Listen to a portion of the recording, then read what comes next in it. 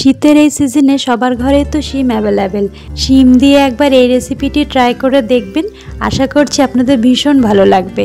গরম ভাত অথবা রুটির সাথে জমজমাট একটি রেসিপি, খুবই কম সময়ে কম উপকরণে তৈরি করা যায় এটি। নমস্কার, আমি লক্ষ্মী, লক্ষ্মী ফুড অ্যান্ড লাইফের আরও একটি নতুন রেসিপিতে আপনাদের সকলকে স্বাগত। তাহলে চলুন শুরু করা যাক।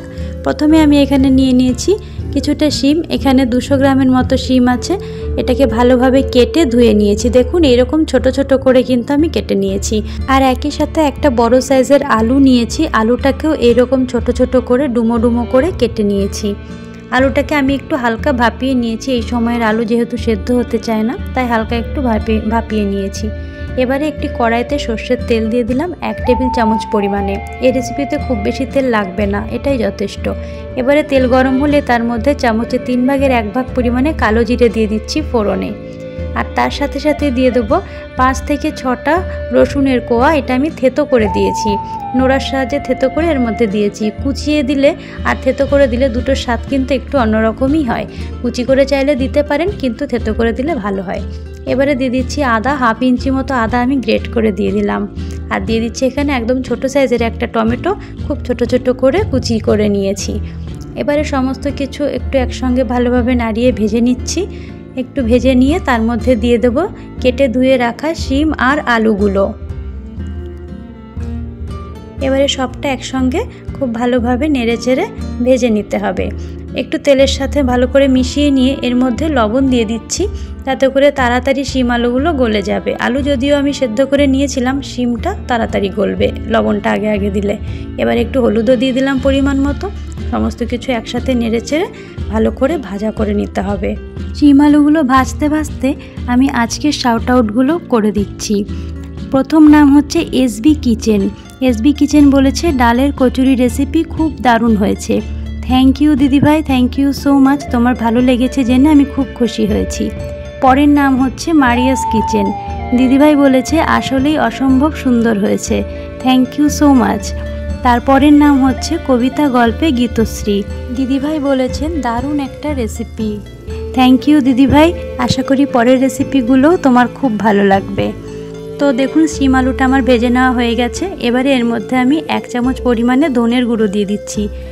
দিয়ে আরও 10 থেকে 20 সেকেন্ড মতো ভালোভাবে একটু ভেজে নেব ধনের গুঁড়োর সঙ্গে। আর শিম আলুটা কিন্তু এই পর্যন্তই ভাজতে হবে। শিমটা ভালোভাবে গলে গেছে, এর থেকে বেশি ভাজলে একটা কালচে কালার চলে আসবে। তো এবারে আমি এখানে দিয়ে দিচ্ছি পোস্ত বাটা, বড় চামচে 3 চামচ পরিমাণে। পোস্ত বাটা দেওয়ার পরেও সমস্ত কিছুর সাথে একসাথে ভালোভাবে আরও মিনিট খানিক মতো আমি ভেজে নেব।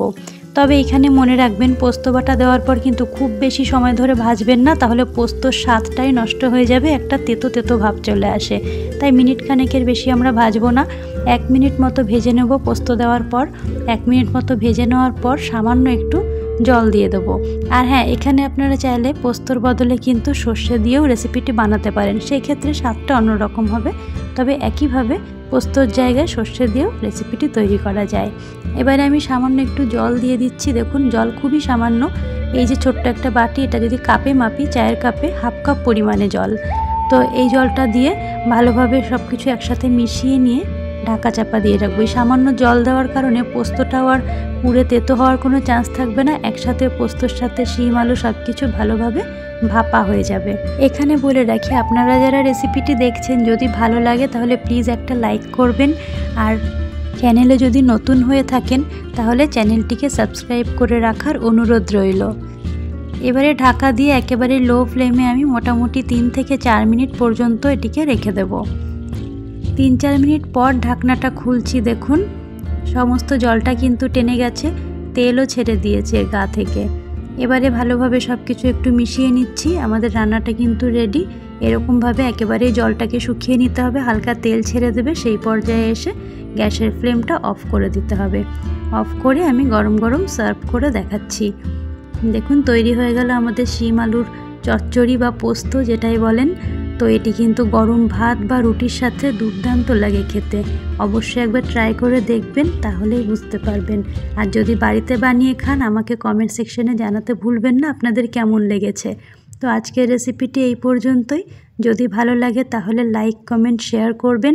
আর এরকম আরও রেসিপির ভিডিও পেতে চ্যানেলটিকে প্লিজ সাবস্ক্রাইব করে আমার সাথে থাকবেন। ভিডিওটি শেষ পর্যন্ত দেখার জন্য অসংখ্য ধন্যবাদ।